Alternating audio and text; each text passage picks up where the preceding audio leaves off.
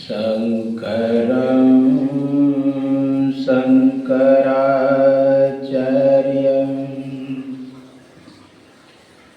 केशवं बादरायणं सूत्रभास्कृतो वन्दे भगवन्तो पुनः पुनः। ईश्वरो गुरुरात्मेति मूर्तिभेदविभागिनी व्योमवद्व्याप्तदेहाय दक्षिणामूर्तये नमः। दक्षिणामूर्तये नमः। श्री सद्गुरु महाराज की जय। श्री सद्गुरु महाराज की जय। श्री सद्गुरु महाराज की जय। सर्वत्र में विराजमान आराध्य देव को कोटि से नमन।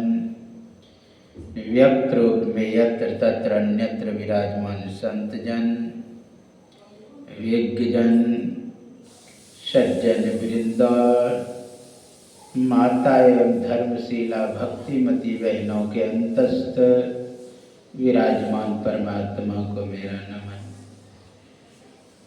अभी आप लोग यत्र तत्र से पुण्य स्मृति दिवस पर एकत्र हुए हैं। उसमें सद्ग्रंथ सत्संग योग से वेदवाणी, वेदांत वाणी और संतवाणी को श्रवण कर रहे थे। वेद में आप लोग सुने कि सबसे पहले हम लोगों को बुद्धि योग करना चाहिए। बुद्धि योग बराबर दिया हुआ है सत्संग। अगर सत्य का संग नहीं हो रहा है तो ये निश्चित है कि वो बुद्धि योग नहीं है। सत्य का संग बुद्धि योग लिखा हुआ है। तो हम पहले इस पर विचार करें कि संसार में सत्य क्या है। क्या आँखों से जो भी दिखाई दे रहा है क्या वह सत्य है? अगर वह आपके समझ से या शास्त्रों के समझ से या संतों की वाणियों से दिखाई देने वाला वस्तु सत्य है, उनके हिसाब से अगर सत्य है तब संग करें।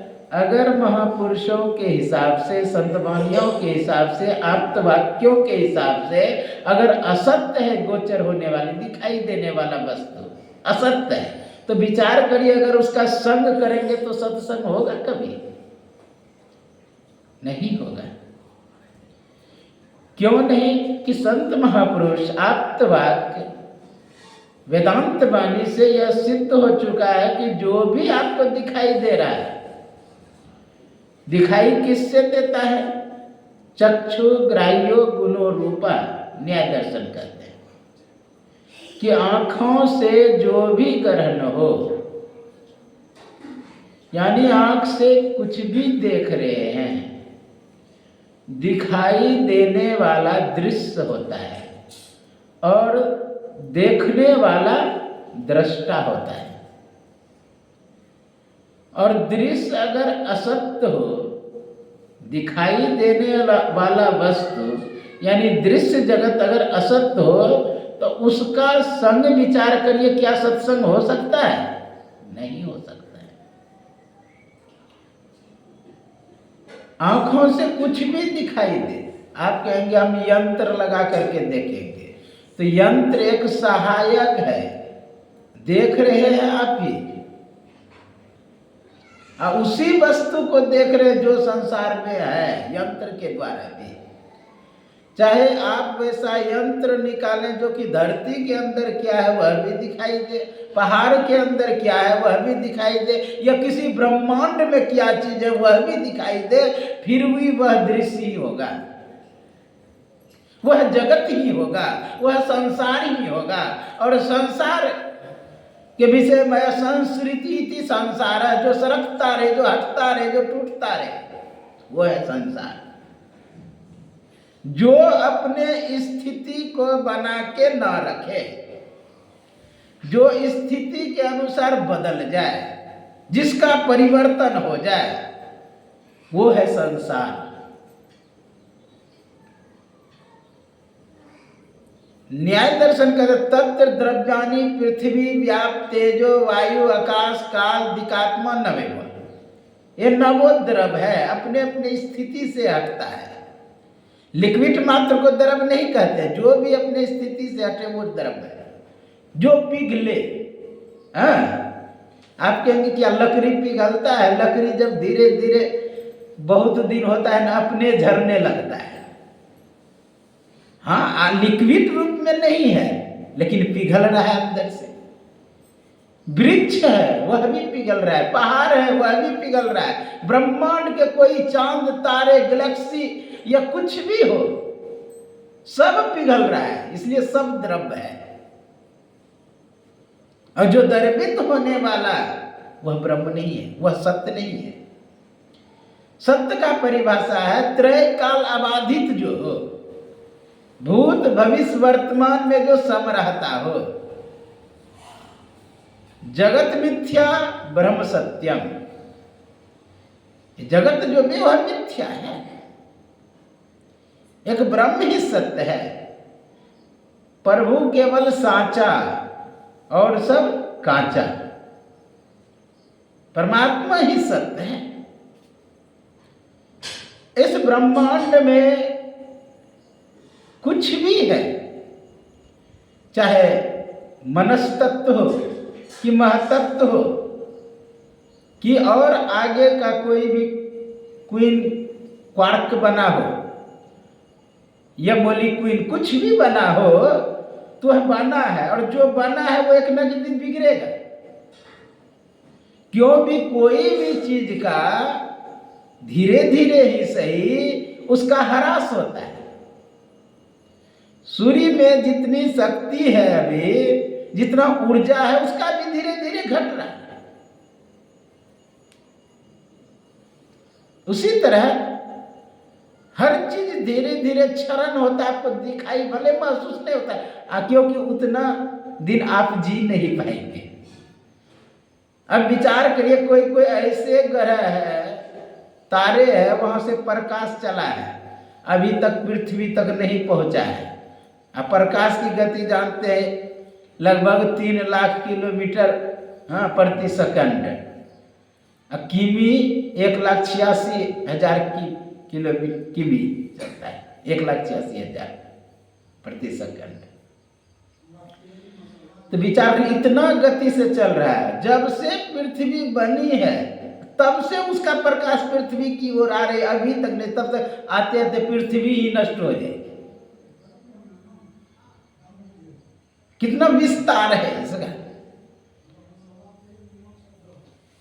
वह भी नाश होगा। क्योंकि हर कण में, हर ग्रह उपग्रह में, हर वस्तु व्यक्ति स्थान में उत्सर्जन और आकर्षण का गुण होता है। कुछ आप ग्रहण भी कर रहे हैं, कुछ छोड़ भी रहे हैं, सब में भले आपको दिखाई ना दे कि कुछ उत्सर्जित हो रहा है। जैसे मान लिए कि अग्नि जल रहा है, से प्रकाश उत्सर्जित हो रहा है? वृक्ष है, उससे ऑक्सीजन उत्सर्जित हो रहा है, निकल रहा है उससे। हमसे भी कार्बन निकलता है? ऑक्सीजन को ग्रहण करते हैं। पूरे सृष्टि कोई वस्तु भी दिखाई दे रहा है तो उत्सर्जन के कारण ही दिखाई दे रहा है। कि हर रंग को अवशोषित कर लिया, रंग को उत्सर्जित कर रहा है। अगर वो उत्सर्जन का गुण ना हो तो आपको दिखाई भी ना देते। इसलिए जिससे उत्सर्जन हो तो धीरे धीरे ह्रास भी होगा उसका। इसलिए सृष्टि में कुछ भी बना है उसका विनाश निश्चित है, और विनाशशील पदार्थ ब्रह्म नहीं हो सकता है, परमात्मा नहीं हो सकता है, वह सत्य नहीं हो सकता है। बहुत सुंदर उपनिषदकार कहते हैं, द्वाविमो ब्राह्मणो रूपम मूर्तम अमूर्तम च। दो प्रकार के ब्रह्म, एक मूर्त एक अमूर्त। मूर्त समझते हैं, मूर्त मतलब आप उसी से शब्द बना है मूर्ति, हाँ, उसी से जो शब्द बना है मूर्ति, यानी आकार प्रकार देना, हाँ, जिसमें आकार प्रकार हो वह है मूर्ति। जिसको कुछ रंग रूप दिया जाए, आकार प्रकार दिया जाए, वह है मूर्ति। केवल कालिए दुर्गा के न मूर्ति, ये जो किवाड़ बनाई ये भी मूर्ति है, खिड़की बनाई ये भी मूर्त है, हाँ? ये चौकी कुर्सी या ये भी जो भी बनाए ये मूर्त है। तो यहाँ पर उपनिषदकार क्या कह रहे हैं कि द्वाविमो ब्रह्मण मूर्तम अमूर्तम च, एक अमूर्त है। लेकिन फिर उपनिषदकार एक बहुत सुंदर शब्द कहते हैं कि मूर्तम तद असत्यम, जो मूर्त है वह असत्य है, वह नाश होने वाला है।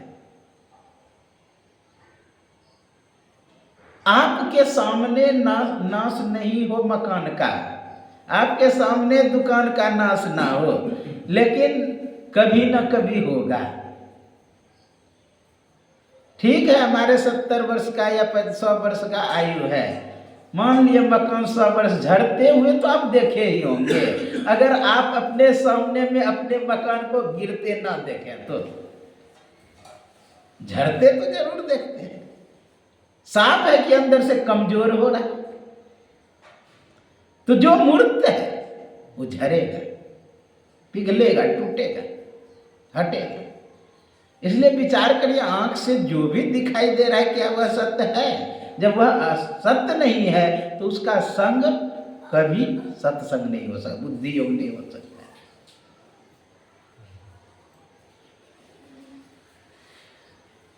बुद्धि कहते हैं निश्चयात्मिक ज्ञान को, जो निश्चित है, हाँ, उसका ज्ञान कर लेना। यह निश्चयात्मिक ज्ञान यह है कि सत्य क्या है असत्य क्या है, यह ज्ञान कर लेना। यह नहीं तो निश्चित वस्तु का ज्ञान कर लेना। दोनों अर्थ लग सकता है, एक धातु अनेक अर्थ। विद्य ज्ञाने धातु से शब्द बना है, तो इसी में और दीप्तो भी लगा है और कई शब्द लगा है। किसी चीज का एक ही अर्थ नहीं होता है। जैसे सोना है तो कोई निश्चित है कि वो नाक में ही पहनने वाला बनेगा, कान में भी पहनने वाला बन सकता है, हाथ में भी पहनने वाला बन सकता है, गले में भी पहनने वाला बन सकता है, और कुछ आप बना सकते हैं। आपको आवश्यकता किस चीज की है, आवश्यकता के अनुसार आप उसको आकार प्रकार देंगे, आवश्यकता के अनुसार। लकड़ी है तो कोई निश्चित थोड़े ही कुर्सी ही केवल बनेगा, चौकी भी बनेगा, टेबल भी बनेगा, खिड़की भी बनेगा, सब चीज बन सकता है। लेकिन आपको आवश्यकता किस चीज का है उसके अनुसार आप आकार देंगे उसमें। उसी तरह धातु, लोहा ले लीजिए या कोई, ये सब धातु ही कहा जाता है। तो धातु से ही शब्द बनता है, मूल रूप में धातु होता है। तो एक धातु का अनेक अर्थ होते हैं। अब आश्चर्य की बात, वेद में कहीं पर अगर मांस लिखा हुआ है उसका अर्थ लगा लिया लोग बकरा, ही मांस खाने वाला। अब वहां किस प्रसंग के अनुसार चल रहा है उसको देखा ही नहीं, क्योंकि लोग वेद पढ़ना नहीं जानता है कितना। कहीं पे लिखा हुआ है सैंधव, सैंधव का अर्थ घोड़ा होता है, सैंधव का अर्थ नमक भी होता है। अब विचार करिए, कोई जा रहा है अब युद्ध करने के लिए, आपको है कि सैंधव लेकर के आओ, यदि वहां नमक लेकर के आएगा तो सेठ करेगा? क्यों? सैंधव मतलब घोड़ा है तो घोड़ा लेकर के आना चाहिए। अब भोजन कर रहा है, अब उस समय कहे कि सैंधव लेकर के आओ, अब उस समय घोड़ा लेकर के आएगा खाने वक्त, तो कोई अच्छा कहेगा? उस समय तो नमक लेके आना है, प्रसंगानुसार अर्थ लगता है। तो आपको घर में खिड़की की आवश्यकता है कि किवाड़ की आवश्यकता है कि टूल की आवश्यकता है कि चौकी की आवश्यकता, उसके अनुसार आप लकड़ी का आकार प्रकार देंगे, चाहे लोहे का आकार प्रकार देंगे या सोने चांदी का आकार प्रकार देंगे।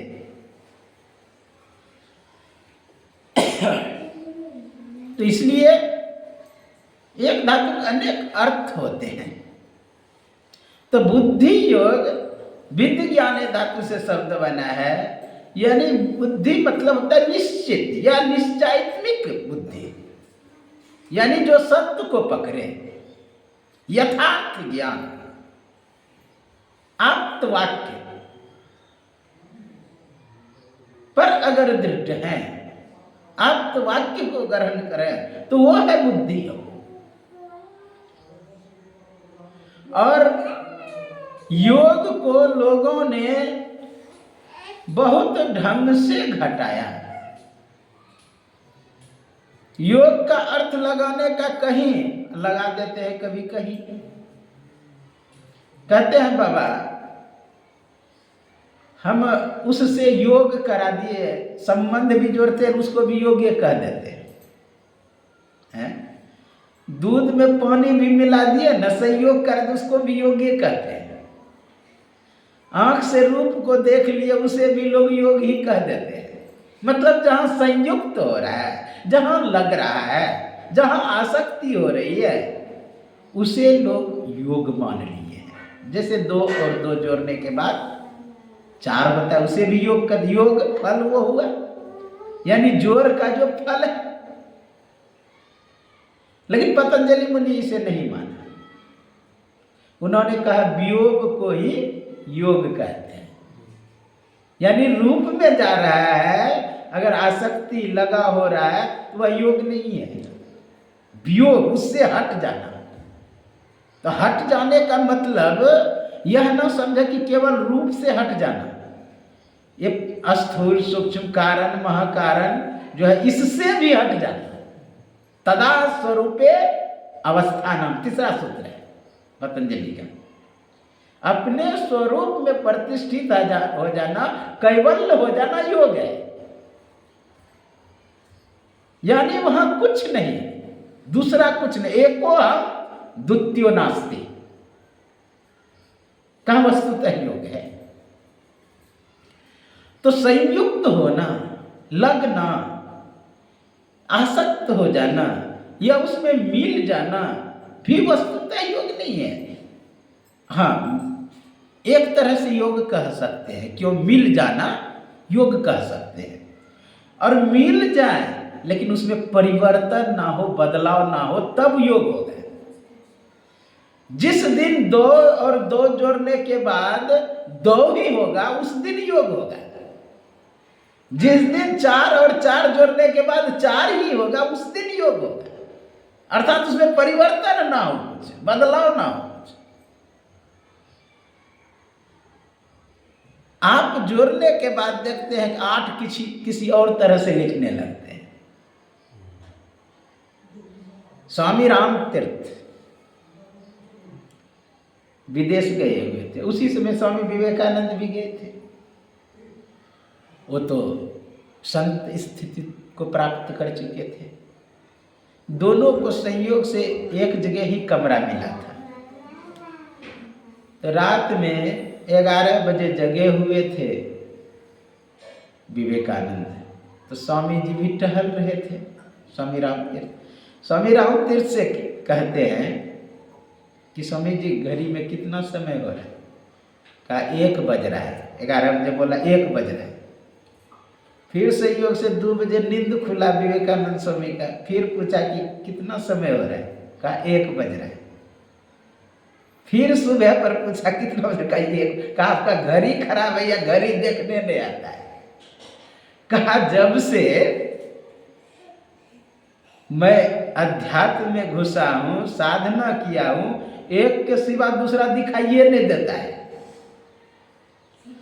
यानी 2 और 2 जोड़ने के बाद 1 ही हो जाए। एक बार मैं गया दिल्ली में संस्कृत भारती का क्लास चलता है नंद नगरी में, यमुना के पास। तो वहां पर संस्कृत भारती में संस्कृत सिखाया जाता है, बोलचाल की भाषा। वहाँ पर क्या होता है, कोई भी विद्यार्थी के 15 दिन में उसको संस्कृत बोलने के लिए सिखाता है। शुद्धम शुद्धम संस्कृतम वद, तो बहुत सुंदर से सिखाते हैं, वस्तु ले करके। जैसे जंगम दुर्वाणी अस्ति, जंगम दुर्वाणी अत्र अस्ति, ऐसे करके सिखाते हैं। तो जानते हैं 15 दिन में बच्चा खड़ा होकर के बोलने लगता है, मास्टर बैठ जाता है। मम नाम मन के स्वरानम भवता नाम की लड़की पूजे भवत्यानम, खड़ा करके दोनों तरफ। तो वहीं पर गया था। 15वां दिन दूसरे स्कूल में पढ़ाने के लिए भी ले जाता है। अब वहां जब पूछे भवता नाम किम, तो वो कहे मम्मी। अब उसको कैसे पढ़ाएंगे? उसको कहे पापा का नाम क्या? तो मम्मी। पापा का नाम भी मम्मी, घर भी मम्मी, एक ही चीज सिखाता हूं मम्मी। कहे इसलिए कहता है कि बच्चा जो होता है ना, भगवान होते हैं, संत होते हैं, कहते हैं निर्विकार। कहने का भाव योग वास्तविक में क्या है? संयुक्त होना योग नहीं है। किसी के संग लग जाना योग नहीं है। हाँ, इसको संयोग कह सकते हैं। और जिसका भी संयोग होगा उसका वियोग तो निश्चित है, क्योंकि संयोग अलग भाव रख रहा है। अलग था वही संयोग हुआ है। दूध में पानी मिलाए तो दूध का स्वाद कुछ और होता है, पानी का स्वाद कुछ और होता है। और दोनों को मिला देने के बाद स्वाद तीसरा ही हो जाता है। आप स्वयं बोल देते हैं कि ये पानी मिलाया गया इसमें, आप बोलते हैं पानी मिलाया गया, पकड़ लेता है, क्योंकि उसका स्वाद कुछ और है। अच्छा, केवल दूधे दे तो आप उसमें भी पकड़, हाँ दूध सही है। और केवल पानी दे तो आप कहेंगे कि दूध है इसमें, नहीं। इसका मतलब अस्तित्व सबका अलग अलग है ही। अच्छा, अलग अलग अस्तित्व नहीं रहता दूध का पानी में मिला के भी, तो शायद हंस नीर को अलग नहीं कर पाता। यानी दूध पानी को अलग नहीं कर, वो क्या करता है, पानी में आप दूध में पानी मिला दीजिए, वो दूध पी लेगा, पानी छोड़ देगा। इतना उसमें शक्ति है हंस में, ये सामर्थ्य है, उनको शक्ति भगवान ने दिया है। वैसे सबको अलग अलग दिया है, शरीर का आकार प्रकार, जो भी गुण है। गरुड़ पक्षी जानते हैं कि कोई बोले रहे थे प्रवचन में ही, एक व्यक्ति खेत में पटवन कर रहा था और उसी के सिक्कर रखा था। तब तक गरुड़ आया उधर से, वो सांप करके उसी को खा गया। ये देखा नहीं वो अति वाला, और सिक्कर खा गया तो खोजने लगा सिक्कर, तो मिला किधरों नहीं। तो समझ गया कि इसका घेच बड़ा है, लटक रहा है, इसका मतलब यही खाया है। आधा घंटा हो गया, और उड़ भी नहीं पाए हुआ क्या, उसको पकड़ के मारा, मार करके जब गला से निकाला तो जानते हैं जो 1 किलो का था वो 100 ग्राम कम हो गया, गल गया। बोलिए लोहे को गलाने की क्षमता रखता है, कैसा केमिकल है उसके अंदर में। तब तो बड़ा बड़ा सांप सीधा निकल जाता है, हड्डी उड्डी कहाँ गया कोई पता ही नहीं। मान लिए सांप में भी तो हड्डियां होती है, तो गल गया। ऊंट में मुंह में ऐसा गुण है, कोई कटीला झाड़ी को अगर मुंह में लो वो नरम हो जाएगा। उसी तरह हंस को भी वह गुण है कि दूध को पी ले और पानी को अलग कर दे, तो ये अलग करने का गुण है उसमें। इस कहने का मेरा भाव है दूध पानी ये सब अलग स्थिति में, इसलिए इसे संयोग कह सकते, योग नहीं कह सकते। योग उसी को कहते हैं मिल के एक में एक हो जाना। जैसे आप जीवात्मा एक है, परमात्मा एक है, और यदि मिल करके एक एक दो हो जाए तो ये मिलना कोई फायदा का है। हाँ, मिल के एक में एक हो जाए, यानी मिल एक हम मिले वो मिले एक ही हो जाए, जानना तो तुम्हें ही हो जाए। ये वास्तविक मिलना योग हुआ।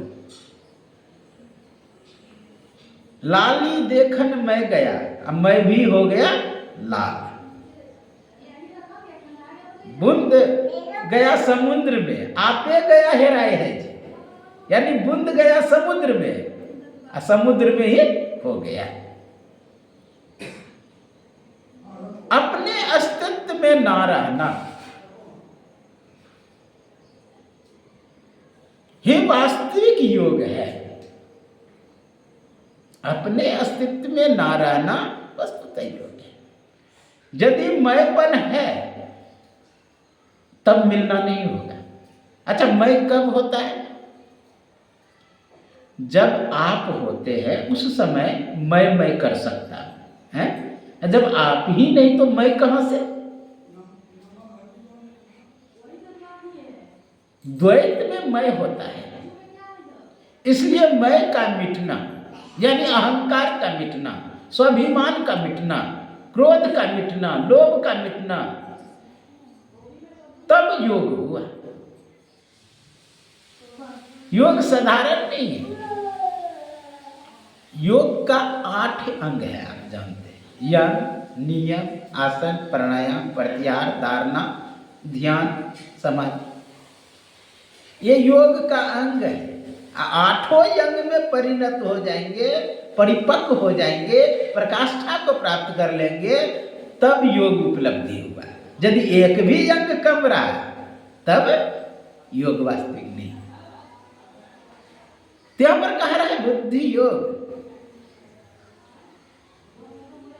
सत्संग कर देते पहले समाप्त, लेकिन भोजन बना रहा, कह रहा थोड़ा सा लेट से। बोलिए श्री सद्गुरु महाराज की जय, श्री सद्गुरु महाराज की जय, श्री सद्गुरु महाराज की जय। तो बुद्धि योग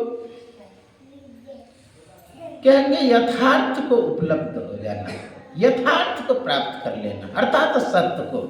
यथार्थ क्या है? सत्य है। यथार्थ को उपलब्ध कर लेंगे तो वास्तविक सत्संग होगा। पूरे सृष्टि जो है अया अथार्थ है, भास रहा है, वास्तविक में है नहीं। एको हम बहुत श्यामा, एक मैं हूं बहुत हो जाओ, परमात्मा का उद्देश्य है। इसलिए कहे पहले बुद्धि योग करो। बुद्धि योग यानी सत्य को उपलब्ध करो। संसार जितने भी हैं, चाहे मैं बोल रहा था आंखों से जो भी रूप ग्रहण हो, वह सब असत्य है। तो सत्य क्या है? अरूप जो है वो सत्य है। फिर मैं कह रहा हूं नासिका से जो भी ग्रहण हो रहा है क्या वह सत्य है? क्योंकि आप उसे देखते भी नहीं हैं। किसी के कार्य को हम ग्रहण करते हैं, कार्य को देख करके आप अनुमान करते हैं कि ये गंध वाली है। क्या गंध को आप देखे हैं कैसा होता है? नहीं देखे हैं। लेकिन उसका जो गुण हमने ग्रहण किया,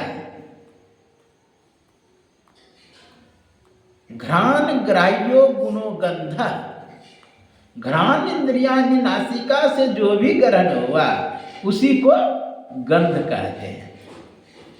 तो आप गंध को देखे नहीं, यह नाक का विषय सुगंध करने का अनुभव। सुगंध भी हो सकता है, उसमें दुर्गंध भी हो सकता है। दुर्गंध आएगा तो नाक सिकोड़ेंगे, सुगंध आएगा तो आप और आसक्ति होगा, लगाव होगा उसके प्रति। आप हाथ में रखेंगे, कभी सूंघेंगे, जेब में भी रख लेंगे। अच्छा विचार करिए, जो वस्तु त्यागा जाए वो अच्छा माना जाएगा कि जो ग्रहण करेंगे वो अच्छा माना जाएगा? लौकिक दृष्टि से जो आप ग्रहण किए, जिसे जेब में रखे, जिसे नाक में सटाए, वो अच्छा माना जाएगा, और जिसको त्याग दिए वो खराब माना जाएगा। लेकिन आध्यात्मिक दृष्टि से जो उसको आप फेंक दिए वो आपके अध्यात्म की ओर सहायक हो गया। हुआ कि नहीं? मान लिए आप गंध को अगर ग्रहण किए, जेब में रख लिए, तो उसके प्रति आसक्ति विशेष हुआ, लगाव विशेष हुआ, उसे आप त्यागना नहीं चाहेंगे, छोड़ना नहीं चाहेंगे। जो वस्तु तुरंत त्यागा चला जाए वो महत्वपूर्ण है। जो हमें संसार में फंसा रहा है तो वो कैसे अच्छा हो सकता है? जो हमें संसार में और आसक्ति पैदा करा वह अच्छा कैसे हो सकता है? तो यहाँ गंध आप अगर जेब में रख रहे हैं, फूल को हृदय से लगा के रख रहे हैं, तो उसके प्रति तो आसक्ति और बढ़ रहा है, लगाव पैदा हो रहा है। इसलिए अगर दुर्गंध नरक देने वाला है तो सुगंध तो और नरक में देने वाला है।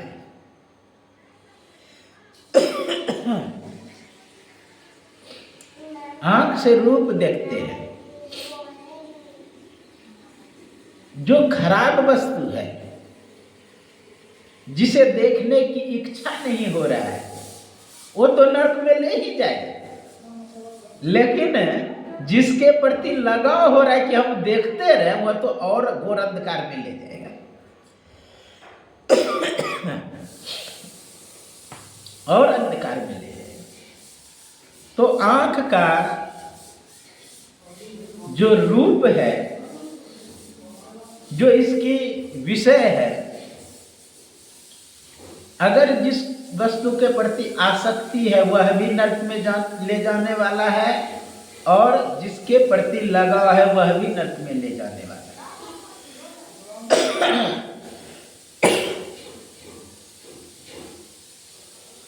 थोड़ा सा पानी ले लीजिए। तो दोनों नरक में ले जाने वाला है। आप कहेंगे कि शुभ रूप कैसे नरक में ले जाने वाला है? अच्छा रूप कैसे ले जाने वाला है? क्योंकि अच्छा तो सहायक होना चाहिए। अच्छा सहायक तभी ना जिसके प्रति आसक्ति ना हो, है, जिसके प्रति लगाव ना हो।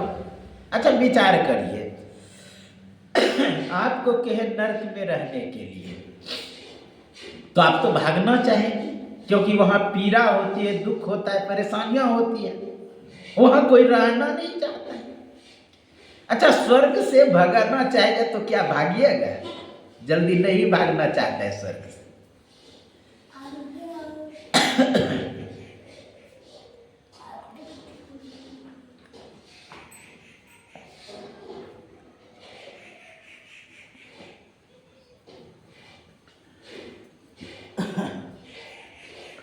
स्वर्ग से लोग भागना नहीं चाहते, स्वर्ग को लोग सीने से लगाते हैं।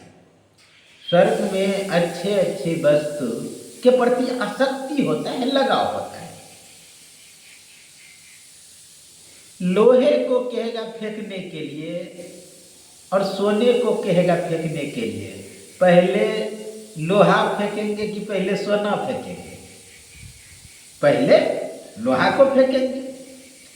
तो लोहा के प्रति उतना लगाव पैदा नहीं हो रहा है जितना सोने के प्रति हो रहा है। अर्थात सोना भी खराब और लोहा भी खराब, दोनों खराब हैं, दोनों आसक्ति पैदा कर रहे हैं। बशर्ते सोना तो विशेष आसक्ति पैदा कर रहा है। उसी तरह आप कान से समझ लीजिए, कान से भी जिस शब्द को ग्रहण कर रहे हैं, श्रोत्र ग्राह्यो गुणो शब्द, कान से जो भी ग्रहण हो रहा है वह क्या है? शब्द। शब्द भी आप लोग जानते हैं बहुत तरह के होते हैं। जो आपको इंद्रियों को अच्छा नहीं लगे वह अपशब्द है, खराब है। और जो आपके इंद्रियों को सुहावे वो अच्छा आपको लगता है। कोई आपको गाली दे तो आपको खराब लगता है, कोई आपका सम्मान करे तो अच्छा लगता है, कोई आपका बड़ाई करे तो अच्छा लगता है, कोई गाली दे अपमान करे तो खराब लगता है। ये कान का विषय है। जहां तक बात है गाली लोगों ने दिया, आप वहां से हटने का प्रयास करेंगे, वहां से भागने का प्रयास करेंगे, वहां ठहरना पसंद नहीं करेंगे। लेकिन जहां सम्मान हो रहा है, एक दिन के बदले कहेंगे कि 2 दिन रह जाए। वह फ्री का खाना मिल रहा है, अच्छा अच्छा, इतना सम्मान हो रहा है, कौन नहीं रहना चाहेगा? उसको आप त्यागना नहीं चाहेंगे, वहां से हटना नहीं चाहेंगे। लेकिन दोनों खराबियां हैं। इसलिए रामकृष्ण परमहंस जी महाराज ने कहा, मुझे अपनों से बचाओ, मैं दूसरों से लिपट लूंगा। दूसरों से आप लिपट लेंगे। कहने का मुख्य भाव है कि जैसे कि आप ध्यान में बैठे, कोई अन्य व्यक्ति आकर के आपको डिस्टर्ब कर रहा है तो उसको डांट करके आप भगा देंगे, आप फिर ध्यान में बैठ जाएंगे। लेकिन कोई अपना आदमी आ जाए, प्रेमी आ जाए, तो उसको कैसे डांटेंगे? आप उसे नहीं डांट सकते, उसे कहेंगे आइए बैठिए। हाँ, अब यदि बैठा ही दिए तो आपका देखिए समय कैसे व्यतीत हो रहा है, समय कैसे लॉस हो रहा है। आप बैठने के यहाँ तक ठीक था, अब तो ये भी पूछेंगे पानी पी लीजिए। अब पानी पी लीजिए तो चाय भी पी लीजिए, कैसे वैसे भगाएंगे उसको? चाय पी लेंगे, विशेष मित्र है तो आप जलपान भी पूछेंगे, भोजन भी पूछेंगे। तो अन्य आदमी जो था बाधा देने वाला, उसको तो डांट के भगा दिया, लेकिन अपनों को कैसे भगाइएगा? जो जितना नजदीकी साधन भजन में कहा उतना बड़ा बाधा। गुरु महाराज बोले सुख संपत्ति परिवार नहीं भावे। अच्छा नहीं लगे मतलब हो नहीं, ऐसा नहीं, अच्छा नहीं मतलब अंदर से वैराग्य हो, अंदर से हटाव हो। कैसे? अंजन माही निरंजन रहिए, जोग जुगति में पाइए। अंजन माही निरंजन रहिए अर्थात संसार में रहते हुए संसारिकता से पड़े रहे, अलग रहे। उसी तरह जिह्वा से भी समझ लीजिए, जिह्वा से जो भी ग्रहण करते हैं स्वाद, कटु अम्ल कसाय तुक्ष रिक्ष विदाई न कोई भी हो, रस, रसना इंद्रिया से जो भी ग्रहण हो, यानी जिह्वा से जो भी ग्रहण हो उसे रस कहते हैं। रस के विषय में विशेष व्याख्या आपको गीता में भी मिल जाएगा। कटु, अम्ल, कषाय, दुग्ध, ये सब उसका भेद है। तो जो इंद्रियों को अच्छा लग रहा है, डॉक्टर से जाके पूछेंगे भाई कि ये तीता मीठा क्यों लगता है, तो बताएंगे कि जो इंद्रियों में अट जाता है, उसमें छिद्र छोड़ा, वो ऐसा लगता है, वहीं पर ग्रहण करता है। तो ये जो रस है, रस भी आपको लगता है कि सहायक है, लेकिन सहायक ही खतरनाक होता है। जो सहायक नहीं है वो उतना खतरनाक नहीं होता, वो मतलब भी उतना नहीं, आप भी मतलब उससे नहीं रखेंगे। लेकिन जिससे मतलब है वही आपको गर्त में विशेष डालता है। आप लोग एक शब्द सुने होंगे, मुझे तो अपना नहीं लूटा। जिसे आप अपना मान रहे हैं आध्यात्मिक दृष्टि से, जिसे आप अपना मान रहे हैं वही तो डुबाता है। हवास इजराइल में युद्ध हो रहा था, कितना लोग मर रहा था, बच्चे, छोटे, बूढ़े सब, लेकिन कितना बार रोए? नहीं रोए। कितना मरा लेकिन नहीं रोए। लेकिन वही यदि आपके कोई संगे संबंधी मर जाता है तो रोते हैं। अब उससे भी नजदीक आई, अगर परिवार का लोग मर जाता है तो आप रोते, चिल्लाते, चीखते। अर्थात जिसके प्रति लगाव है, और लगाव यूं ही नहीं होता है। सुख अनुसयी राग, पतंजलि मुनि ने कहा, जिस वस्तु व्यक्ति स्थान ने आपको सुख दिया उसी के प्रति लगाव होता है।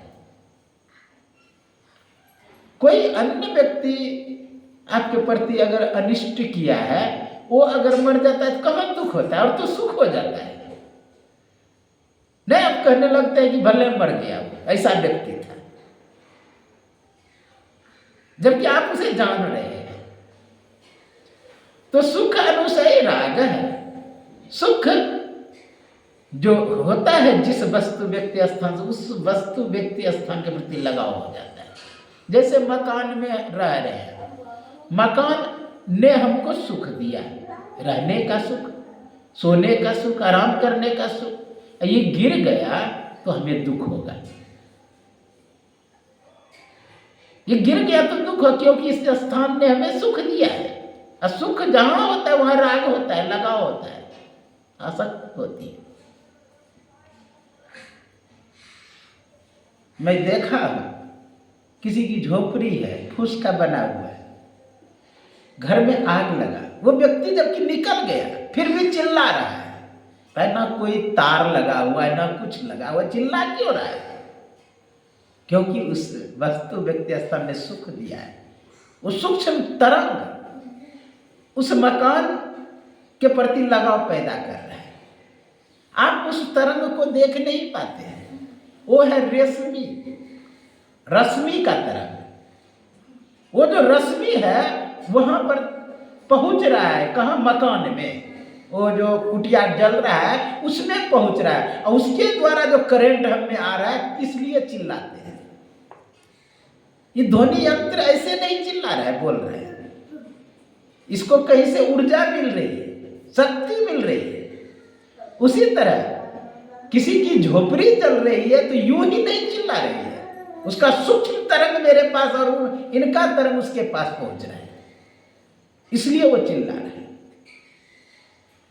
मैंने पहले कह दिया, सब में उत्सर्जन और आकर्षण का गुण होता है।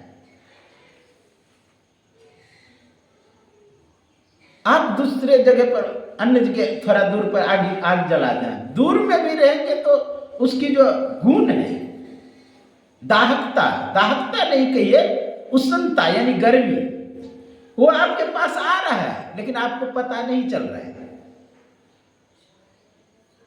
आप देख रहे हैं कि वो आ जा रहे हैं, नहीं पता लग रहा है देखने में, लेकिन अनुभव कर रहे हैं आप कि हाँ कुछ मेरे शरीर से टकरा रहा है आकर के उस अग्नि से। मान लिया कि भोजन बन रहा है, हम भोजन देखते भी नहीं कि क्या बन रहा है, लेकिन उसका सुगंध यहाँ आ जाता है। क्या सुगंध को देखे कैसा है, लेकिन आया कि नहीं, कुछ सूक्ष्म तरंग आकर के मेरे नासिका में ग्रहण हुआ। वैसे तो शरीर में भी ग्रहण हो रहा है, पूरे शरीर उसको ग्रहण कर रहा है, लेकिन विशेष कोई जगह है जहां वो सेट कर बैठ रहा है, सेट हो रहा है। जहां सेट होगा ना वहां से प्रतिकर्षण होता है, वही आप ग्रहण कर छींक आने लगता है, कुछ आने लगता है। जो सूक्ष्म तरंग नहीं आ रहा है, ऐसा नहीं कर आ रहा है। अगर हम सूर्य से प्रकाश पा रहे हैं तो हम भी सूर्य के तरह कुछ चीज उत्कर्षित कर रहे हैं। मैं पुस्तक का नाम भूल रहा हूं, एक में मैं पढ़ा कि मैं भी कितना प्रतिशत उत्सर्जन कर रहा हूं प्रकाश को, मेरे अंदर से भी प्रकाश जल रहे, लेकिन धीमी मात्रा में हम नहीं देख पा रहे हैं। हम भी सूर्य के तरह कुछ छोड़ रहे हैं। तो कहने का भाव है कि जिस वस्तु व्यक्ति स्थान के प्रति लगा होता है, आसक्ति होता है, वह विशेष दुख देता है। उससे छूट जाना, विचार करिए कितना सूक्ष्म तरंग है। मैं एक पुस्तक लिखूंगा कुछ दिन, लिख चुका वैसे, रश्मि के विषय में, उसमें मैं वर्णन करूंगा इसके विषय पर पूरा कि कैसे आम जान होता है सूक्ष्म रश्मियां, कौन सा रश्मि किसके पास जा रहा है। रश्मि के विषय में बहुत कम वर्णन है, हालांकि वेद में है, लेकिन वेद का अर्थ लोग ठीक ढंग से नहीं कर पाए। मोटे तौर पे लोगों को केवल समझाने का प्रयास किया, लेकिन अर्थ नहीं कर पाए। जो बात लोग देखा रहता है, सुना रहता है, सूंघा रहता है और स्वाद लिया रहता है, उस बात को लोग जल्दी पकड़ लेता है। लेकिन जिस बात का अनुभव नहीं होता है उस बात को जल्दी नहीं पकड़ पाता है। उस बात को कहने, इसीलिए संतों ने भी और प्रवचनकर्ताओं ने उसी बात का प्रयोग किया जो लोग समझ जाए। लेकिन ऐसा नहीं कि जो बात नहीं समझ उसको नहीं समझाने का प्रयास करना चाहिए, उसको भी समझाने का प्रयास। बिंदु नाद कितना आदमी कुछ नहीं समझेंगे, लेकिन सुनते सुनते आज समझ रहा है कि नहीं संत मत का भी लोग हैं, उसको सुनाते नहीं कि छोड़ दे। ठीक है, बिंदु के विषय में चर्चा हुआ। अरे बिंदु किससे बना है, कौन सी वैसी तत्व है? विद्युत पॉकेट है। विद्युत पॉकेट अगर होगा तो वह भी बिंदु नहीं होगा। अब वह विद्युत पॉकेट बना किससे? वो बिंदु बना है किससे? सूक्ष्म रश्मियों से। और कौन सा रश्मियां घेरे हुए हैं? कौन बांध के रखा है? कौन उत्सर्जन कर रहा है? सब शास्त्रों में है, लेकिन उतनी गंभीरता में जाएंगे तो लोग नहीं समझ पाता है। ब्रह्मांड की शुरुआत की रश्मियां ओम रश्मियां है। कोई बल्ब जल रहा है तो उससे क्या उत्सर्जित हो रहा है? आप देखते हैं कभी अंधेरे में देखें, एक छिटकता हुआ प्रकाश, ऐसा रेखा ऐसा है, वो तो स्थूल रश्मियां, बहुत स्थूल रश्मियां, इतना सूक्ष्म कंपन होता है, कंपित होता है कि सब बदलता हुआ रूप लगे। आप निश्चित नहीं कर सकते कि ये रेखा ही है जो बल्ब से प्रकाश निकल रही है। तो इतने सूक्ष्म रश्मियां आदान प्रदान हम में होता है, उसी में बगावत होता है, इधर उधर होता है रश्मियां, तो हमारे शरीर पर असर करता है। कोई मारता है, चाहे कोई चींटी काट लिया, तो हुआ क्या? मैं देखा आश्रम में मच्छर बहुत है, अब मच्छर जब काटता है ना, पता भी नहीं लगा कब हाथ उठा वो मर गया, हाथ से मारे बोलिए कहाँ जाकर के वो कंपित किया, कहाँ से प्रेरणा मिली? मनस तत्व के ऊपर तक मन है, वहां जाकर के वो ठोकर मार दिया, वो छोटी सी जो मच्छर है, क्योंकि प्रेरणा तो वहां से आ रही है, रिएक्शन वहां से होता है। चमड़ा में अगर रिएक्शन शक्ति रहती है, आप देखते होंगे कहीं पर शून्य हो जाता है, कहता है वहां है, लेकिन क्या होता है, वहां शून्य है, मतलब लगेगा कि कुछ नहीं हो रहा है, वही सूक्ष्म रश्मियां, लेकिन उतना रिएक्शन नहीं पैदा कर पाता। तो ये जितने भी हम पे दुख पैदा करता है वो रश्मियों के कारण। आप जानते हैं, कहते हैं कि राम राम कहने से पूरे सृष्टि में कुछ बदलाव होगा, या वेद मंत्र सुनाने से, वेद मंत्र से वर्षा हो जाती थी, कोई गायन करता था तो वर्षा। कारण क्या है? पूरे सृष्टि ही वेद मंत्र से बना है। मोलिक्विन हो कि क्वार्क हो कि स्ट्रेंथ हो, कुछ भी हो, सब वो रश्मि का गुच्छा है, सब वो वेद मंत्र से बना हुआ है। इसलिए जब वेद मंत्र उस पर ठोकर मारता है रश्मियों में रश्मि को, इसलिए वर्षा होने लगता है। वेद मंत्र स्वस्वर हो। हाँ, आप लोग पहले सुने होंगे कि कीर्तन होता था ना तो वर्षा होने लगती थी। हैं? ये सब क्या है जानते हैं? वेद मंत्र पे वो रश्मि पर ठोकर मारता है और उसको संगनित जिस विचार से उस तरंग को छोड़ा जा रहा है, बस वैसा वातावरण बन जाता है। इसलिए हमें चाहिए उन सूक्ष्म का खोज करने के लिए। सब ऋषि मुनि वही किए, तब शास्त्रों में लिखे उसने। गुरु महाराज का पदावली पढ़िए, सब जगह अध्यात्म की ओर आपको मिलेगा, बाहरी कम मिलेगा, वही भजन उजन बाहर का मनोरंजन वाला कम मिलेगा, केवल विशेष साधना वाला मिलेगा। क्योंकि उन्होंने साधना किए, अपने अंदर में अनुभूत किए उसको, तब जाके बोले। तो मैं कह रहा था कि सत्संग क्या है? वास्तविक में असत्य का त्याग, असत्य का ग्रहण करना ही सत्संग है। असत्य के प्रति आसक्ति हटाना और सत्य में लग जाना ही सत्संग है। अर्थात रूप से अरूप की ओर, गंध से अगंध की ओर, शब्द से अशब्द की ओर, रस से अरस की ओर, यानी उल्टी अलल तुलसी तन तेज है, उल्टी पाछिलो पैरो पकड़ो पसरा मना बटोर। संसार से मुड़ना, परमार्थ की ओर जाना, सत्संग की ओर जाना होता है। वास्तविक बुद्धि योग वही है जो सत्य को पकड़े और असत्य को छोड़े।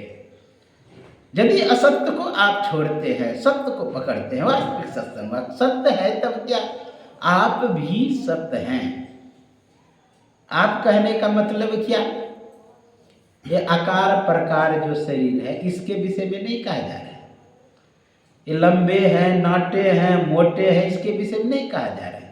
आप मतलब आप सत्य हैं, यानी आप आत्मा या जीवात्मा कहिए।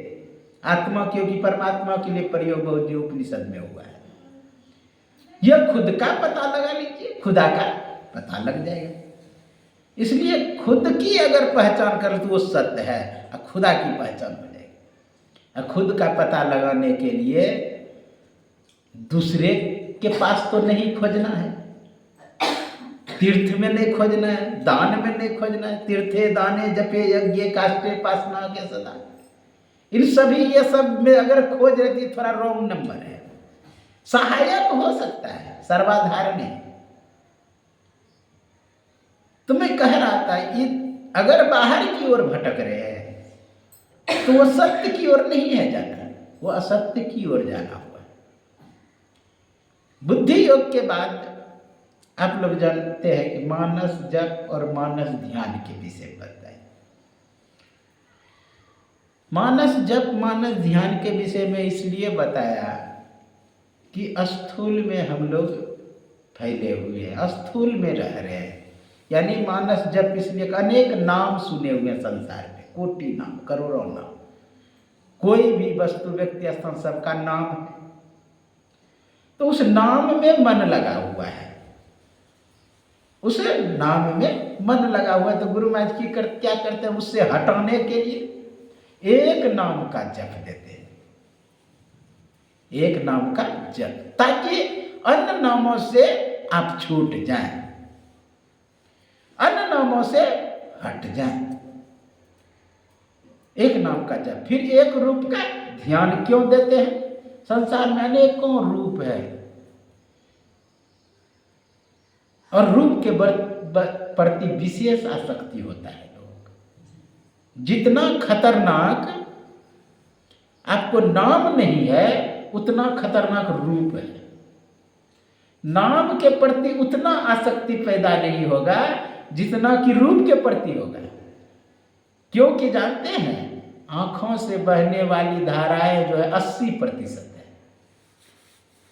इधर 20% में सब गंध, स्वाद, शब्द सबको जोड़ लीजिए, यहाँ अकेला आंख से 80% विकृत होते हैं, संसार में फंसते हैं। इसलिए का रूप से हमें अरूप की ओर जाने के लिए आपको रूप का ही सहारा लेना पड़ेगा। अरूप की ओर जाने के लिए रूप का सहारा। नदी पार करना है, नदी के बीच में है, तो विचार करिए नदी का ही तो सहारा लीजिएगा। मुझे तैर के जाना है तो नदी का सहारा लीजिएगा कि नहीं? पानी का ही सहारा लीजिएगा। पानी में बीच में, तो पानी का ही सहारा हमको लेना है। पानी के सहारे से हम किनारे जा सकते हैं। उसी तरह गुरु महाराज बोले कि सब ये पूरे संसार पानी में है, यानी रूप में है फंसा हुआ, इसलिए रूप ही सहारा दे दिए पार होने के लिए। क्या? एक रूप का ध्यान, एक रूप का ध्यान दे दिए करने के लिए। कहा कि ये भी फैलाव है, अनेक नामों से एक नाम में सिमट गए, अनेक रूपों से एक रूप में सिमट गए। अब एक रूप में सिमट गए, एक रूप वो नहीं हुआ, जानते हैं? पूरा चेहरा है, पूरा चेहरा, आंखों दिखाई दे रहा है, नाकों दिखाई दे रहा है, मुंहों दिखाई दे रहा है, सब फैलाव है। और दृष्टि में केवल लंबाई होती, चौड़ाई कुछ नहीं। अगर चौड़ाई होती ना, आंख नहीं दिखाई देता था, कान नहीं, नाक नहीं दिखाई देता। दृष्टि में केवल लंबाई है, सूक्ष्म से सूक्ष्म वस्तु को इसलिए देख पाते हैं। तो कहा और अरूप के जाने के लिए और एक सहारा दे दिया। कहा दृष्टि योग करो। दृष्टि योग में जो बिंदु उदय होगा वो एक रूप होगा। बिंदु का परिभाषा आप लोग जानते हैं, स्थान और परिमाण में। आप केस के नोक से भी आप कुछ रखेंगे ना, वो भी क्या होगा जानते हैं? पूरा अविभाज्य नहीं, भी विभाज्य हो जाएगा, वो स्थान हो जाएगा। और उस बिंदु को अगर सूक्ष्मदर्शी से फैला के देखेंगे तो बहुत बड़ा बिंदु दिखाई देने लगेगा। इसका मतलब उसको काट सकते हैं, पीट सकते हैं, हटा सकते हैं। अंतिम बिंदु वही है जिसका विभाजन ना हो, और बनाने से नहीं बनेगा। गुरु महाराज बोले कि आप ही वह बिंदु झलके पट गिरा निर्खत रहो, आप ही वह बिंदु दिखाई दे, तब समझिए एक रूप हुआ। अब कहें कि रूप ही तो है, चाहे एक रूप हो।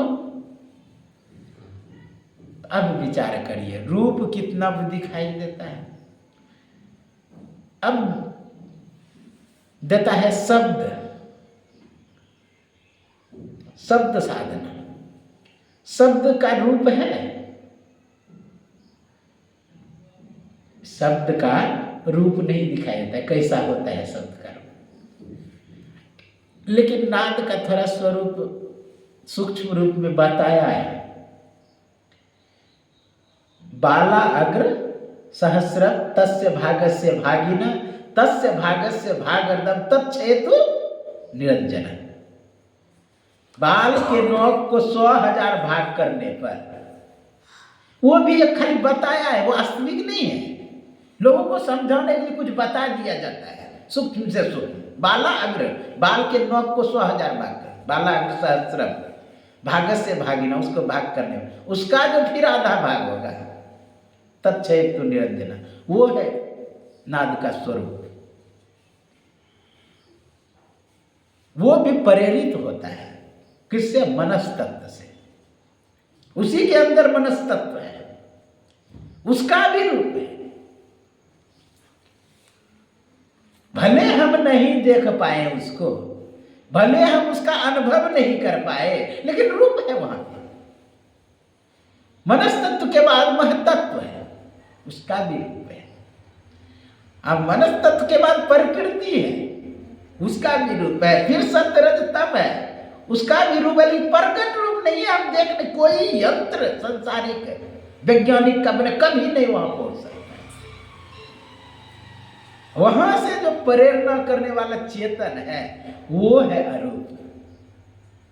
आप लोग सुने होंगे जड़ प्रकृति और चेतन प्रकृति, वो है अरूप, वो है प्रेरक। वहां पर भी सूक्ष्म प्रेरणा लोगों को पता नहीं चलता है, वही प्रेरणा देता है, लेकिन प्रेरित करने वाला परमात्मा है, प्रेरक वो है, वो आगे की क्रिया करता है। इसलिए सबसे नजदीक का क्या है? चेतन, परमात्मा का के सबसे नजदीक का चेतन है। तो हमें क्या करना है? कहा कि एक रूप का ध्यान दिया, मानस ध्यान करने के लिए, फिर बिंदु दिया, फिर नाद, क्योंकि नादो यावन मनस्तावन, नाद अंतोपि मनोन्मनि। नाद जब तक स्थिति है तब तक मन है, मन जब लय हो जाएगा तो उन्मुनि को प्राप्त हो जाएंगे। इसलिए हम लोगों को चाहिए मानस जप, मानस ध्यान, दृष्टि योग, नादानुसंधान करते हुए उस स्थिति में प्राप्त कर लेना जो सत्य है। सत्य को आप जानने के लिए जाएंगे, आप भी सत्य हो जाएंगे, असली सत्संग हो जाएगा। ऊंचा महल अगमपुर जावा, संत समागम होए, जो कोई पहुँचे वही नगरिया आवागमन न हो। उस स्थिति को प्राप्त कर लेंगे जहाँ जाकर के लौटना नहीं पड़ता है, वास्तविक सत्संग को उपलब्ध हो जाएंगे। यही आपके सेवा में कहा, या जो सत्संग कराए, क्या नाम, सास ससुर के नाम से इन्होंने जो कराए, इनके नाम से अति ही उत्तम काम कराए, जिसके निमित्त से सत्संग होता है उसके पास उस सत्य का तरंग पहुंचता है।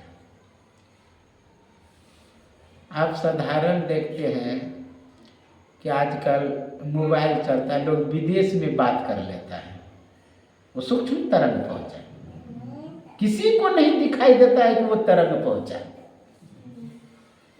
आप कहेंगे महाराज पहाड़, पर्वत, झरना सब चीज है, कैसे पहुंचेगा? सबको छेदते हुए तरंग इतना सूक्ष्म है, इतना सूक्ष्म है कि दीवार को छेदते हुए, पहाड़ को छेदते हुए, इस ब्रह्मांड को छेदते हुए उस स्थान में जाता है जिसके निमित्त आप छोड़े हैं। तो जिसे के निमित्त छोड़ा गया है तरंग, अवश्य उसके पास पहुंचता है। मान लीजिए टॉर्च जला के आप देख रहे दूर, जहां देखना चाह रहे टॉर्च जलाए तो वहां प्रकाश पहुंचा। अच्छा, प्रकाश जब अगर पहुंचा तो क्या अंधकार को चीरते हुए पहुंचा कि नहीं? अंधकार को हटाते हुए पहुंचा कि नहीं? जिसके निमित्त आप ये टॉर्च जला रहे हैं, यानी ये सात्विक तरंग छोड़ रहे हैं, वो क्या करता है? नकारात्मक ऊर्जा को, हाँ, कुसंस्कार वाला जो आसपास उसको गुंजायमान हो रहा है, घूम रहा है, उसको हटाते हुए उससे जाके टकराता है। इसलिए उसको सद्गति होता है, क्योंकि सात्विक तरंग उसके पास पहुंचा। तो सतोगुण में वो प्रतिष्ठित हो जाता है, उसका परम कल्याण हो जाता है। इनके नाम से जो सत्संग हुआ अति उत्तम काम हुआ। फिर भी मैं गुरुदेव से प्रार्थना करता हूँ, हे गुरुदेव उसे अपने स्थान में जगह दें, उसके नाम से थोड़ी देर हम लोग ध्यान कर लें ताकि उसे शांति मिले। बोलिए श्री सद्गुरु महाराज की।